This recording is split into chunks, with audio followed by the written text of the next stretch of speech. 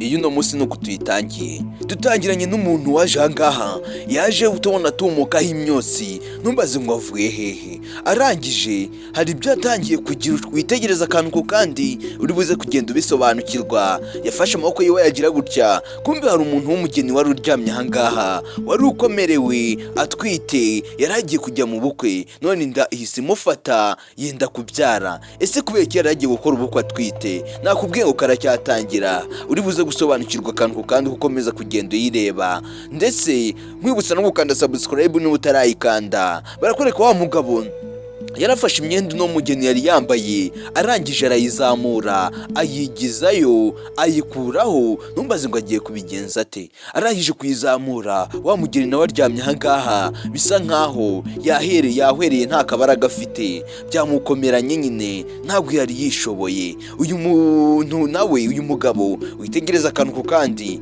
arangije amaze kuzamura biriya bikanzu by'abageni, amaze kubikuraho byose yafashe amaguru nayo arayigizayo arayatandukanya, akaguru kamwe ku ruhande rumwe n'akandi ku ruhande rumwe. Nawe ubwe ngo karacyatangira. Ese uno muntu ufite izi mbaraga zingana gutya akaba ari gukora ibintu nk'ibi ngibi kandi akabikora atamwegereye, ntabwo yamukozeho, wiwe ari kubikora atamukozeho gusa, byose biri kwikora. Arangije ahise afata akaboko, arangije akagira gutya, akimara kubikora gutya tayari hahise havamo umwana. Wa mwana yahise amubyaza ndetse atamukozeho, amubyaza atanamwegereye. Uyu muntu ni muntu ki? Nuko tuyitangirira cyatangira, ifite uduce tubiri twose kandi uzaturebe uzagenda usobanukirwa akantu ku kandi. Akimara kumubyaza wa mugeni nawe akimara kubona ko abyaye kandi abyaye byari bimugoye, yabonaga atari bwibyaze, nta n'umuntu wari uhari ngo abe yamufasha, nta muntu n'umwe wari gucaruka hafi aho ngaho,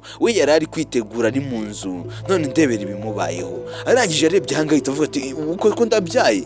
Ntabwo bibaho, ndabyaye kweri? Nari nzi ko bitari buvemo, nari nzi ko ntari bubishobore, none birabaye. We yaje abona akana aho ngaho, ni akana gatoya k'agahinja nyine kabyawe uwo munota, karimo kinyeganyeza nyine gakina. Barakwereka yahise afata wa mwana, agomba kumuterura kuko n'umwana we agize amahirwe arabyajwe, ndetse kandi abyajwe byoroshye, ntabwo bimugoye nk'uko yari kwibyaza wenyine. Uriya muntu ni muntu ki? Uriya muntu uje agakora ibintu nka biriya akamubyaza atamukozeho. Uyu mugore nawe yibajije ukuntu bigenze, aratangaye kuko ntiyumvishaga ko biriya bintu byabaho. Yumvishaga ko ahanini abantu bakunze kubyara bari kwa muganga, cyangwa se bitagenda gutyo bagerageza kubyara nanone bakabyara hari nk'abandi bantu bari kumwe, wenda hari n'abantu bijya bifatira mu nzira.